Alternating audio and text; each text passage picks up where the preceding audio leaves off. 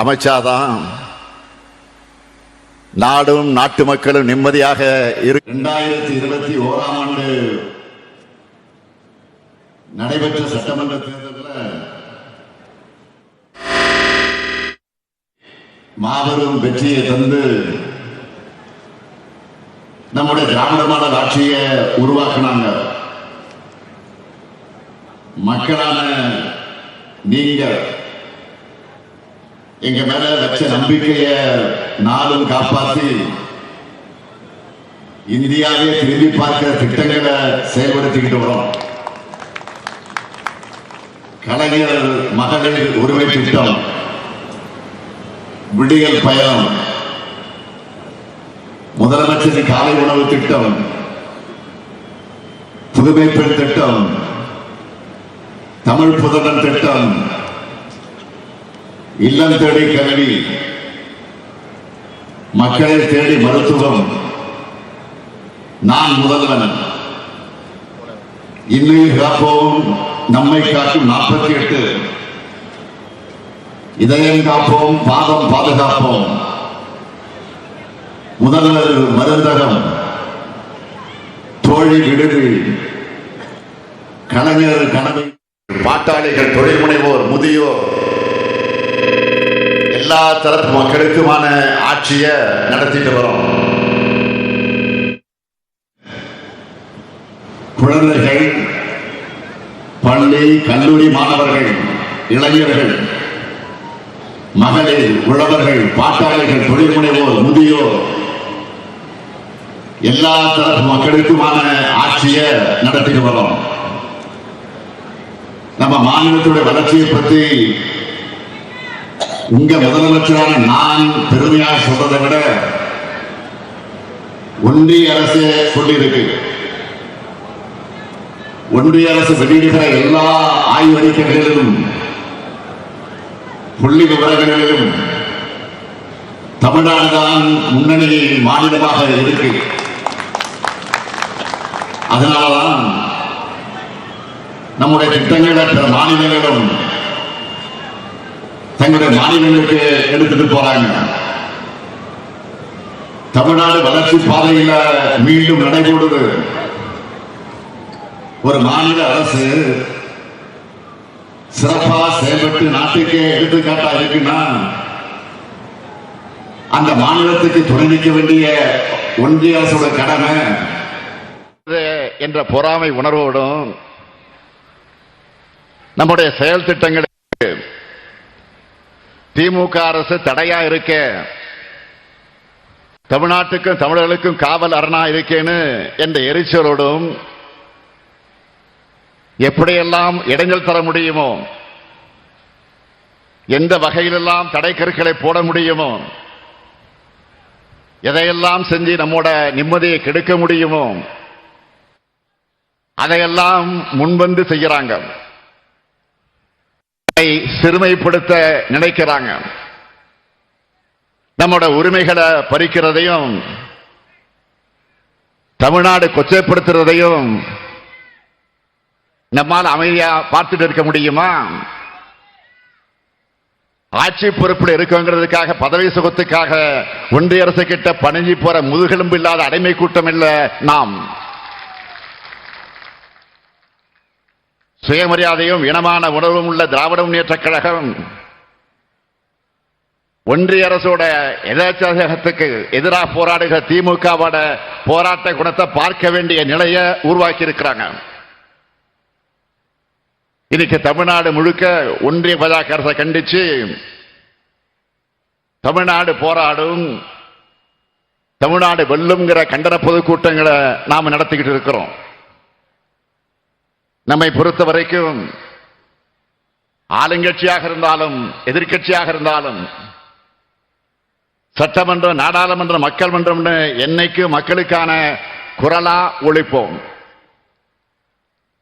வாதாடியும் போராடியும் நம்மோட உரிமைகளை நிலைநாட்டுவோம். உறுதியேற்றுக் கொள்ளக்கூடிய கூட்டம் தான் இந்த மாபெரும் கூட்டம். நேற்று திடீரென மழை பெஞ்சிச்சு. இந்த கூட்டம் பாதிக்குமா? என்ற ஒரு கவலை எல்லாருக்கும் வந்துச்சு, எனக்கு வந்துச்சு. அன்பகம் கலையிடம் தொலைபேசியில தொடர்பு கொண்டு கேட்டேன். இல்ல இல்ல, எவ்வளவு மழை பெஞ்சாலும் சிறப்பாக கூட்டம் நடைபெறுவதற்கான ஏற்பாடுகளை நம்ம 3 மாவட்ட செயலாளர்களும், அமைச்சர் நாசர், சந்திரன், ரமேஷ்ராஜ், அதேபோல தொகுதியினுடைய எம்எல்ஏ பிஜிஆர் எல்லாம் முனைப்பா செஞ்சுக்கிட்டு இருக்கிறாங்க. அவங்களுக்கு துணை நிற்கக்கூடிய அனைத்துக்கும் என்னுடைய வாழ்த்துக்களையும் பாராட்டுக்களையும் இந்த நேரத்தில் நான் தெரிவித்துக் கொள்ள விரும்புகிறேன். இன்றைக்கு மாண்புமிகு பிரதமராக இருக்கக்கூடிய திரு நரேந்திர மோடி அவர்கள் பிரதமர் வேட்பாளராக அறிவிக்கப்பட்ட சமயத்தில் என்ன சொன்னார்? டெல்லியில் இருந்து இந்தியா முழுமைக்கும் திட்டமிடுகிறது என்பது அகற்றப்பட்டு அந்தந்த பகுதியில் இருக்கக்கூடியவர்கள் துணையோடு திட்டமிடுவதுதான் என்னுடைய அணுகுமுறையாக இருக்கும்னு சொன்னார். நான் கேட்கிறேன், மாண்புமிகு பிரதமர் மோடி அவர்களே, ஒரு காலத்தில் குஜராத் மாநிலத்தினுடைய முதலமைச்சராக இருந்த மாண்புமிகு பிரதமர் மோடி அவர்களே, கடந்த 10 ஆண்டு காலத்தில் இங்க சொன்னபடி மாநிலங்கள்கிட்ட நடந்துகிட்டு இருக்கீங்களா? இல்லையே.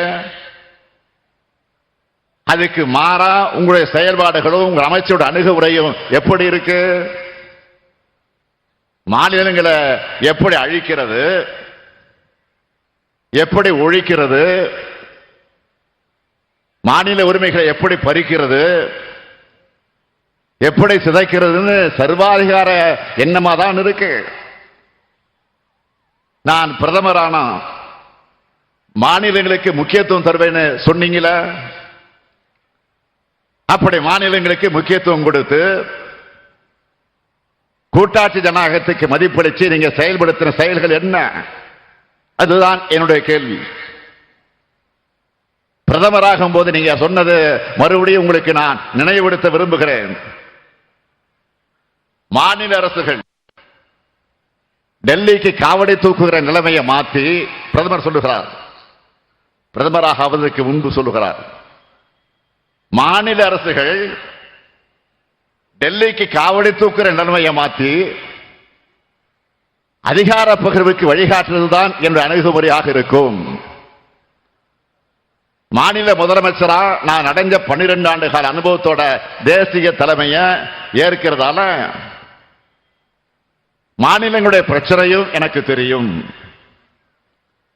ஒன்றிய அரசோட முக்கியத்துவம் எனக்கு புரியும்னு சொன்னீங்களே, சொன்னபடி நடந்துகிட்டீங்களா? வரி விதிப்பதில் மாநிலங்களுக்கு உரிமை உண்டா? வரி பகுதியிலாவது மாநிலங்களுடன் நியாயமாக நடந்து கொண்டீர்களா? திட்டங்கள் அறிவிக்கிறது, செயல்படுத்துவது, இதுலையாவது மாநிலங்களை பாரபட்சம் இல்லாமல் நடத்துறீங்களா? இல்லையே. கூட்டாட்சி தத்துவத்தை ஆதரிக்கிற நீங்க அப்படின்னு சொன்னீங்களே, அதுக்கு ஒரு சாட்சியத்தையாவது உங்களால் காட்ட முடியுமா? பிரச்சனை வரும்போது மாநில முதலமைச்சர்கள் அழைச்சு என்னைக்காவது நீங்க பேசியிருக்கீங்களா? ஆலோசனை நடத்தி இருக்கீங்களா? எதுவும் இல்லையே. அது மட்டுமல்ல, இன்னும் சொன்னீங்க, ஒன்றியத்தில் ஆட்சிக்கு வந்த பிறகு மாற்று கட்சிகள் ஆட்சி பொறுப்பில் இருக்கிற மாநில அரசுகளை பழி வாங்க மாட்டேன், எந்த வகையிலும் மாநில அரசுகள் பழிவாங்கப்படாதுன்னு உறுதியளிக்கிறேன். என்னதான் அரசியல் வேறுபாடுகள் இருந்தாலும் ஒன்றிய மாநில உறவு சீர்குலைய இடம் தர மாட்டேன்னு பிரதமர் மோடி அவர்கள் சொன்னார்கள். எதிர்க்கட்சிகள் ஆளக்கூடிய மாநிலங்களை பழிவாங்கிறது மட்டுமே, பழிவாங்கக்கூடிய அரசியலை மட்டுமே நடத்திக்கிட்டு இருக்கீங்க என்பதற்கு எத்தனை ஆதாரங்களை இப்ப என்னால சொல்ல முடியும். இப்போ கூட எங்களுடைய தமிழ்நாட்டு ஆசிரியர்கள் மற்றும் மாணவர்களுக்கான 2151 கோடி ரூபாய் நிதியை கொடுக்காம பழிவாங்குற அரசியலை தான் நடத்திட்டு இருக்கீங்க. மாண்புமிகு பிரதமர் மோடி அவர்களே, இன்னும் இருக்கு. கடந்த 6/12/2012 அன்று குஜராத் மாநிலத்தினுடைய முதலமைச்சராக இருந்தப்போ சொன்னது ஞாபகம் இருக்கா? குஜராத் மக்கள் 60,000 கோடியை டெல்லிக்கு அனுப்புறாங்க. ஆனா அங்கிருந்து திரும்ப வர்றது மிக குறைவு, மிக மிக குறைவு. குஜராத் என்ன பிச்சைக்காரர்கள் மாநிலம்னு கேட்டீங்களா? நினைச்சீங்களா? அப்படி கேட்டார? அதே கேள்வி நான் திருப்பி கேட்கிறேன். தமிழ்நாடு என்ன பிச்சைக்கார மாநிலமா? நாங்க உழைச்சி வரிய செலுத்தின படத்துல எங்களுக்கான நிதியை கொடுக்கிறதுல உங்களுக்கு என்ன பிரச்சனை? 43 லட்சம் பள்ளிக்கூடங்களுடைய நலனுக்காக நிதியை விடுவிக்காம மிரட்டுறது நியாயமா? தேசிய கல்விக் கொள்கையை ஏத்துக்கலன்னு தமிழ்நாட்டுக்கு தர வேண்டிய நிதியை தர மறுக்கிறாங்க. உண்மையிலே மக்களுக்கான மாணவர்களுக்கான திட்டமாக இருந்தா நாம அதை ஏன் எதிர்க்க போகிறோம்? எல்லாரையும் கல்விக்குள் அழைச்சிக்கிட்டு வர திட்டமா இருந்தா அதை வரவேற்போமே, வரவேற்று மகிழ்ந்திருப்போமே, மகிழ்ச்சியோடு அதை நிறைவேற்றி இருப்போமே. ஆனா தேசிய கல்விக் கொள்கை அப்படிப்பட்டதான். கல்வியிலிருந்து மக்களை நீக்கம் செய்வதற்கான அத்தனை செயல் திட்டங்களையும் கொண்டதாகத்தான் இந்த கல்விக் கொள்கை இருக்கு. அதனாலதான் எதிர்க்க வேண்டியதாக இருக்கு. தேசிய கல்விக் கொள்கையை நாம ஏன் எதிர்க்கிறோம்னு அதனுடைய வரைவு கொள்கையா வெளிப்படையாகவே கல்வியாளர்கள் அடங்கிய குழுவை அமைச்சு தெளிவான ஆய்வறிக்கையை நாம் வெளியிட்டோம். தேசிய கல்விக் கொள்கை என்பது கல்விக் கொள்கை அல்ல, அது காவி கொள்கை. அது இந்தியாவை வளர்க்க உருவாக்கப்பட்ட கல்விக் கொள்கை அல்ல, இந்தியை வளர்க்க கொண்டு வரப்பட்ட காவிக் கொள்கை. இந்த கல்விக் கொள்கை தமிழ்நாட்டோட கல்வி வளர்ச்சியை மொத்தமா அழிச்சு ஒழிச்சுடணும் தான் நாம எதிர்க்கிறோம். சமூக நீதி எனப்படும் இடஒதுக்கீட்ட தேசிய கல்விக் கொள்கை ஏற்கல. பட்டியலின, பழங்குடியின, இதர பிற்படுத்தப்பட்ட மக்களுக்கு தரக்கூடிய உதவித்தொகையை இந்த கொள்கை மறுக்குது. 3, 5 ஆகிய வகுப்புகளை பொது தேர்வு வச்சு வடிகட்ட பார்க்கிறாங்க. 9ஆம் வகுப்பு முதல் 12ஆம் வகுப்பு வரை செமஸ்டர் தேர்வு முறையை கொண்டு வர போறாங்க. அதாவது ஆல் இந்தியா எக்ஸாம் நடத்துற மாதிரி. உங்க மகனோ மகளோ 12ஆம் வகுப்பு முடிச்சுட்டு விரும்பின கல்லூரியில் போய் விரும்பின பாடத்தில் உடனே சேர முடியாது. இப்போ மருத்துவக் கல்லூரியில் சேர நீட் தேர்வு வைக்கிற மாதிரி ஆர்ட்ஸ் காலேஜுக்கும் தேர்வு வச்சுதான் எடுப்பாங்க. அந்த தேர்வையும் கல்லூரி நடத்தாது, தேசிய அளவில் தேர்வு ஏஜென்சி தான் நடத்தும். 10ஆம் வகுப்பு முதல் பட்டப்படிப்பு வரை படிப்பை தொடர விரும்பாத மாணவர்கள் அவங்களாகவே வெளியேறலாம். இப்படி சொல்றத போன்னு விரட்டத்துக்கு சமம். 6ஆம் வகுப்பு முதல் தொழிற்கல்வி என்ற பெயரால குலக்கல்வி திட்டத்தை அறிமுகப்படுத்த போறாங்க. குலத்தொழில, ஜாதி தொழில தொடராம படிச்சு முன்னேற நினைக்கிறவங்களை மீண்டும் அதை நோக்கி தள்ள பார்க்கிறாங்க. இதையெல்லாம் பார்த்துத்தான் தேசிய கொள்கை ஏற்றுக்க மாட்டோம்னு ஆணித்தரமாக சொல்றோம். ஆனா இதையெல்லாம் ஏத்துக்கிட்டாதான் தர்மேந்திர பிரதான் என்ன சொல்லுகிறாரு, இதை ஏத்துக்கிட்டு ஆகணும் என்று சொல்லுகிறார். இல்லைன்னா பணம் கிடையாது மறுக்கிறார். 2000 கோடி கிடையாது சொல்லுகிறார். உடனே நான் சொன்னேன் 2000 கோடி நான் 10,000 கோடி தந்தாலும் ஏத்துக்க மாட்டோம் என்று ஸ்ட்ராங்கா நான் சொல்லிட்டேன். அந்த கோபத்தில் தான் அமைச்சர் தர்மேந்திர பிரதான் தமிழ்நாட்டை சேர்ந்தவங்க மேல கோபப்படுகிறார். நமக்கு ஜனநாயகத்தன்மை இல்லையாம், நாகரிகம் இல்லையாம். கல் தோன்றி மண் தோன்றா காலத்தை முன்தோன்றிய இனம் நம்முடைய தமிழினம். உலகத்துக்கு யாதும் ஊரே யாவரும் கேளீர் என்ற பண்பாட்டை உருவாக்கி கொடுத்துச்சு. அத்தகைய தமிழர்களுக்கு ஜனநாயகம் தெரியாதா? நாகரிகம் தெரியாதா? வந்தாரை வாழ வைக்கும் தமிழ்நாடு இது. பிறப்புக்கும் எல்லா உயிருக்கும் அறம் பேசுற தமிழகத்துக்கு ஜனநாயகத்தை பத்தி வகுப்பு எடுக்காதீங்க. நீங்க என்னமோ ஹெட் மாஸ்டர் மாதிரி, நாங்க என்னமோ ஸ்டூடெண்ட் மாதிரி எங்களுக்கு வகுப்பு எடுக்க வந்திருக்கீங்களா? விடமாட்டோம். தமிழ்நாடு விடாம போராடுறத நீங்க தாங்கிக்க முடியாம தமிழ்நாட்டை சேர்ந்தவங்க நாகரிகமற்றவர்கள் சொல்றார் ஒன்றிய அமைச்சர் தர்மேந்திர பிரதான் அவர்கள். தமிழ்நாட்டை கொச்சைப்படுத்துவதுதான் உங்களுடைய வழக்கம். ஏற்கனவே பார்த்தோமே, ஒடிசா மாநிலத்தில் தேர்தல் நடந்தப்போ மரியாதைக்குரிய நவீன் பட்நாயக் அவர்களின் செயலாளரா நம்முடைய தமிழ்நாட்டை சார்ந்த ஒருவர் இருந்தார். தமிழ்நாட்டை சார்ந்த ஒரு இருந்தார் என்பதற்காக பிரதமர் மோடியும் உள்துறை அமைச்சரும் தமிழ்நாட்டை எப்படியெல்லாம் கொச்சைப்படுத்தினாங்க. ஜெகநாதர் கோயில் கருவூல சாவிய தமிழ்நாட்டுக்கு திருடிட்டு போயிட்டாங்க.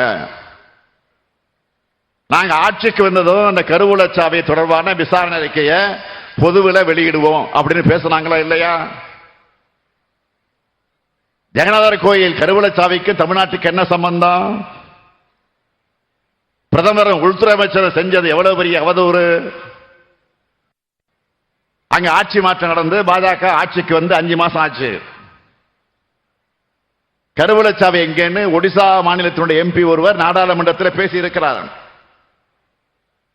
தமிழர்களை திருடர்னு சொன்னதை உடனே வாபஸ் பெறுங்கன்னு அந்த எம்பி சொல்லி இருக்கிறார். இதை கேட்டு அவையில் வாய்மூடி மௌனம் சாதிச்சிருக்கிறாங்க.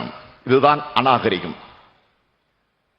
அநாகரிகம் பற்றி பேசுகிற தர்மேந்திர பிரதான் அவர்களே, எது நாகரிகம்னு உங்களால் சொல்ல முடியுமா? எந்த மாநிலத்திலிருந்து வரியை வசூல் பண்ணிக்கிட்டு எங்களையே பட்டினி போடுறதுதான் நாகரிகமா? தமிழ் பிடிக்கும், தமிழ் பேச முடியலன்னு சொல்லிக்கிட்ட தமிழுக்கு நிதி ஒதுக்காம சமஸ்கிருதத்துக்கு நிதி ஒதுக்கிறது தான் நாகரிகமா? தாய்மொழிய வலியுறுத்துறோம்னு சொல்லிக்கிட்டு அதை செய்யாம சமஸ்கிருதத்தை இந்தியையும் திணிக்கிறது தான் நாகரிகமா? குஜராத்தில் இயற்கை பேரிடர் வந்தா அன்று மாலையே 10,000 கோடி ரூபாய் ஒதுக்கிறதும், தமிழ்நாட்டில் பேரிடர் நடந்து 2 ஆண்டுகள் ஆன பிறகும் நாங்க கேட்டதுல 1 விழுக்காடு நிதி கூட ஒதுக்காம இருக்கிறதா நாகரிகமா? ஒரே ஒரு எய்ம்ஸ் மருத்துவமனையை மட்டும் அறிவிச்சிட்டு 7 வருஷமா அதை கட்டாம ஏமாத்துறது தான் நாகரிகமா? நாகரிகத்தை பத்தி யார் பேசுறது? அநாகரிகத்தின் அடையாளமே நீங்க தான். அநாகரிகத்தை அராஜகமாக பயன்படுத்துறது நீங்க தான். இந்தி ஏத்துக்கலன்னா நிதி தரமாட்டேன்னு சொல்றதை விட அராஜகம் இருக்க முடியுமா? தமிழ்நாட்டை சார்ந்தவங்களை அராஜகவாதிகள் சொன்ன தர்மேந்திர பிரதான் 1/2 மணி நேரத்தில் மன்னிப்பு வச்சுட்டாங்க நம்ம தமிழ்நாட்டு எம்பிக்கள்.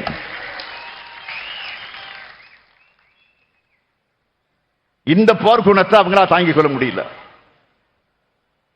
அதனால்தான் தமிழ்நாட்டிலிருந்து வர உறுப்பினர் எண்ணிக்கையை குறைக்க சதி செய்யறாங்க.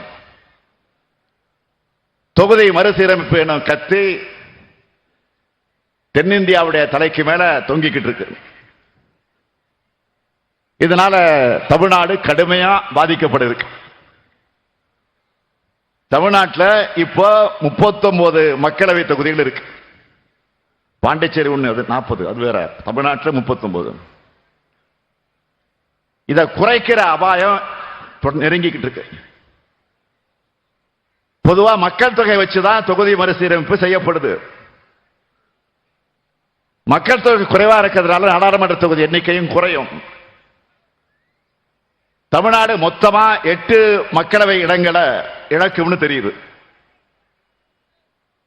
அதாவது இனி தமிழ்நாட்டுக்கு 39 இல்ல, 31 எம்பிக்கள் தான். நமக்கான பிரதிநிதித்துவம் குறைஞ்சு அதிக மக்கள் தொகை கொண்ட மாநிலங்களுக்கு அதிக பிரதிநிதித்துவம் கிடைக்கும்.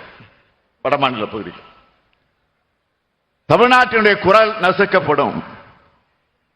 இது ஏதோ வெறும் உறுப்பினர் இணைக்க பற்றிய கவலை மட்டும் இல்லை.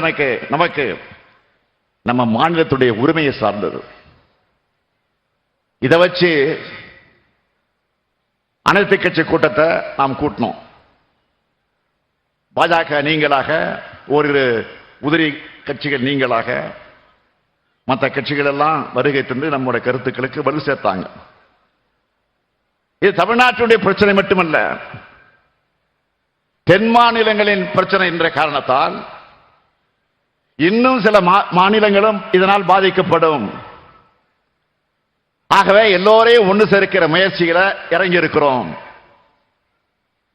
தென் மாநிலங்களை எதிர்பார்த்த வெற்றியை பெற முடியாத பாஜக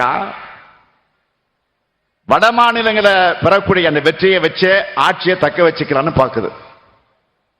சரி, தங்களுக்கு செல்வாக்கான மாநிலங்களுடைய எம்பிக்கள் எண்ணிக்கை அதிகரிச்சுக்கிட்டு பார்க்கிறாங்க. இத திமுக தடுத்து நிறுத்தும். தென் மாநில கட்சி அனைத்தையும் சேர்த்துக் கொண்டு தடுப்போம். தொகுதி மறுசீரமைப்பில் பாதிக்கப்பட மாநிலங்களை சேர்த்து கூட்டு நடவடிக்கை குழு அமைக்க இருக்கிறோம். ஆந்திரா, தெலுங்கானா, கர்நாடகா, கேரளா, ஒடிசா, மேற்கு வங்கம், பஞ்சாப் ஆக 7 மாநிலங்கள் இருக்கக்கூடிய 29 கட்சிகளுக்கு நான் கடிதம் எழுதியிருக்கிறேன். நம்முடைய பிரதிநிதிகள், அமைச்சர், நாடாளுமன்ற உறுப்பினர்கள் எல்லாம் நேரடியாக சென்று இந்த கடிதங்களை சம்பந்தப்பட்ட இடத்திலே கொடுத்திருக்கிறார்கள். 2 நாட்களாக கொடுத்துக் கொண்டிருக்கிறார்கள். அது மட்டும் பிற மாநில முதலமைச்சரோடு நானே நேரடியாக தொலைபேசியிலே காலையிலும் தொடர்ந்து பேசிக் கொண்டிருக்கிறேன். ஒவ்வொரு மாநிலத்திற்கும் ஒரு அமைச்சர், ஒரு எம்பி அடங்கிய குழு சென்று இந்த கருத்தை எடுத்து சொல்றாங்க. விலைக்கு நேரடியாக போய் சொல்லிட்டு இருக்காங்க. இதனுடைய தொடர்ச்சியா சென்னையில் பல்வேறு மாநில கட்சிகள் கலந்து கொள்ளக்கூடிய கூட்டத்தை மார்ச் 22ஆம் தேதி நடத்த இருக்கிறோம். இந்திய நாட்டினுடைய கூட்டாட்சி அமைப்புக்கும் ஜனநாயக கொள்கைகளுக்கும் அச்சுறுத்தலை ஏற்படுத்துறதா தொகுதி மறுசீரமைப்பு இருக்கு. 39 எம்பிக்கள் குரலையே ஒன்றிய அரசு ஏற்க மறுக்கிற நிலையில இந்த எண்ணிக்கை இன்னும் குறைஞ்சாலோ குறைக்கப்பட்டாலோ அது தமிழ்நாட்டுக்கு இழைக்கப்படுகிற அழிக்க முடியாத அநீதியாகிவிடும். பல்வேறு மாநில கட்சிகளும் இணைந்து எடுக்கிற முடிவின்படி அடுத்த கட்ட நடவடிக்கைகளை நாம் எடுப்போம். நிதி தரமாட்டோம், அதிகாரத்தை பறிப்போம், இதை கேள்வி கேட்டா தொகுதி எண்ணிக்கை குறைப்போம் என்ற அளவுக்கு எதேச்சதிகார ஆட்சியை நடத்திட்டு இருக்கக்கூடிய பாஜக, உறுதியோடு சொல்றேன், பாஜகவோட இந்த பாசிச நடவடிக்கைகளுக்கு நாம் எந்த காரணத்தை கொண்டும் உயிரே போனாலும் அடிபணிய மாட்டோம்.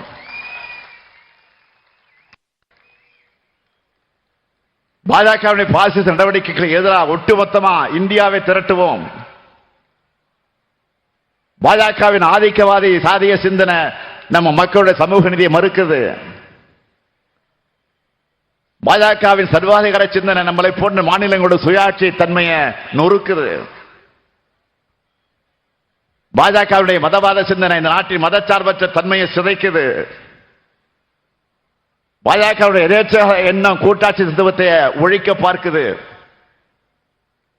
இத இப்ப தடுக்கலன்னா பிறகு எப்பவுமே தடுக்க முடியாது. சமூக நீதி, மதச்சார்பின்மை, கூட்டாட்சி இந்தியா, மாநில சுயாட்சி கோட்பாடுகளின் கீழ் இந்தியாவை அணி திரட்டுவோம். அப்படி அணி திரட்டினா மட்டும்தான் இந்தியாவை காப்பாற்ற முடியும். அதனால தமிழ்நாடு போராடும், தமிழ்நாடு வெல்லும் என்ற போராட்டமானது இந்தியா முழுமைக்குமான போராட்டமாக மாறப்போகுது. பிரதமர் மோடி அவர்களே, உங்களுக்கு என்னுடைய வேண்டுகோள், இந்தியை வளர்க்கிறதை விட இந்தியா வளர்க்க பாருங்க. எத்தனை ஆயிரம் கோடி செலவழித்தாலும் சமஸ்கிருதத்தை வளர்க்க முடியாது. மக்களால் பேசப்படாத மொழி, மொழியை வளர்க்க கோடி கோடியாக கொட்டி குவிப்பீங்க. உலகமெங்கும் பல நாடுகளில் அரசு அங்கீகாரத்தோடு மக்களால் பேசப்படுகிற எங்க தமிழ் மொழிக்கு ஓரவஞ்சனை செய்வீங்களா? நாடு இப்ப என்ன நிலையில் இருக்கு? பிரதமர் அவர்களே, ஜிடிபி எனப்படும் இந்திய நாட்டினுடைய உள்நாட்டு உற்பத்தியை என்னவா வச்சிருக்கிறீங்க? கடந்த அக்டோபர் டிசம்பர் ஆகிய 3வது காலாண்டுல 6.8 விழுக்காடா வளரணும்னு சொன்னாங்க. ஆனா 6.2 விழுக்காடு தான் வந்திருக்கு. இதுதான் உங்களுடைய வளர்ச்சி இந்தியாவா? அமெரிக்க டாலருக்கு நிகரான இந்திய ரூபாய் மதிப்பு சரிஞ்சு சரிஞ்சு படுபாதளத்துக்கு போகுது. 2014ஆம் ஆண்டு நீங்க ஆட்சிக்கு வரும்போது அமெரிக்க டாலருக்கு இணையான இந்திய ரூபாயுடைய மதிப்பு 58 ரூபாய் 47 பைசாவா இருந்துச்சு. இப்போ 2025ஆம் ஆண்டு 87 ரூபாய் 99 பைசா ஆயிடுச்சு. இதுதான் இந்தியாவுக்கான வளர்ச்சியா? அமெரிக்க பொருள்கள் மீது விதிக்கிற கூடுதல் வரியை குறைக்க இந்தியா ஒத்துக்கிட்டாங்கன்னு அந்த நாட்டினுடைய அதிபர் வெளிப்படையா பேட்டி அளிச்சிருக்கிறார். இது அவமானம் இல்லையா? இந்தியாவுக்கு இருக்க மதிப்பு மரியாதை இதுதானா? இந்தியாவுடைய மதிப்பை உயர்த்த நீங்க எடுத்த நடவடிக்கை என்ன? 2 ஆண்டுகளா மணிப்பூர் 10 எரியுது, 250 பேர் பலியாக இருக்காங்க. 2 நாட்களுக்கு முன்னாடி கூட வன்முறை நடந்திருக்கு. இதை தடுக்க ஒரு சிறு திரும்பை கூட ஒன்றிய பாஜக அரசு போடல, நடவடிக்கை எடுக்கல. நாங்க ஆட்சிக்கு வந்தா ஒரு மீனவரை கூட கைது செய்ய மாட்டாங்கன்னு சொன்னவர் யாரு? மோடி. அவருடைய 10 ஆண்டுகள் ஆட்சியில 3000 பேர் கைது செய்யப்பட்டிருக்கிறாங்க. கடந்த ஆண்டு மட்டும் 530 பேர் மீனவர்கள் கைது செய்யப்பட்டிருக்கிறாங்க. இந்த ஆண்டு இந்த 2 மாசத்துல 130 பேர் கைது செய்யப்பட்டிருக்கிறாங்க. சின்ன நாடான இலங்கை கூட உங்களை மதிக்கலையே. இதுதான் உங்களுடைய பரிதாபங்கள். அதனால்தான் அதல பாதாளத்துக்கு இந்தியா இறங்கிக்கிட்டு இருக்கு. இதை தடுக்க வேண்டிய கடமையும் பொறுப்பும் மாநில கட்சியாக இருந்தாலும் திமுகவுக்கு இருக்கு. இந்தியாவில் மக்களாட்சியை காக்கக்கூடிய முன்னணி படையா திராவிட முன்னேற்ற கழகம் திகழ்னு பேர் அண்ணா அவர்கள் சொன்னார. அத்தகைய முன்னணி நாம செயல்படுவோம். அதற்கு உதாரணம், நாடாளுமன்றம் தொடங்கினதிலிருந்து மீடியாவில் பார்த்தீங்கன்னா இப்ப வரைக்கும் தமிழ்நாட்டை பத்தி தான் எல்லா ஒன்றிய அமைச்சர்களும் பேசுறாங்க. நான் அவங்களுக்கெல்லாம் சொல்லிக்கொள்ள விரும்புவது, நீங்கள் நாள்தோறும் வசைபாடினாலும் தமிழ்நாடு தொடர்ந்து போராடும், தமிழ்நாடு இறுதி வரை போராடும், தமிழ்நாடு இறுதியை வெல்லும் வெல்லும் வெல்லும் வெல்லும். விடைபெறுகிறேன். நன்றி, வணக்கம்.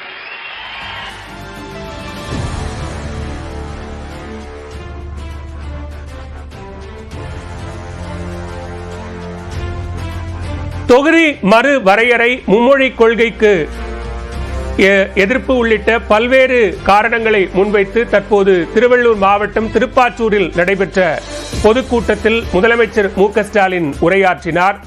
பல்வேறு கேள்விகளை மத்திய அரசுக்கும் பிரதமர் நரேந்திர மோடிக்கும் எழுப்பிய முதலமைச்சர் மு.க.ஸ்டாலின் குஜராத் முதலமைச்சராக பிரதமர் நரேந்திர மோடி இருந்தபோது மத்திய அரசை நோக்கி எழுப்பிய கேள்விகளை மீண்டுமாக நினைவூட்டினார்.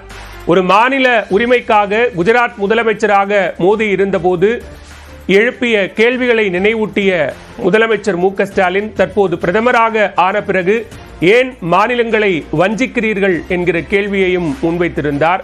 அதே நேரத்தில் யாரும் பேசாத சமஸ்கிருதத்திற்கு கூடுதல் நிதியை ஒதுக்கும் மத்திய அரசு உலகெங்கிலும் பேசக்கூடிய தமிழ் மொழிக்கு ஏன் ஓரவஞ்சனை செய்கிறது என பல்வேறு குற்றச்சாட்டுகளையும் முதலமைச்சர் மு.க.ஸ்டாலின் தனது உரையில் முன்வைத்திருக்கிறார்.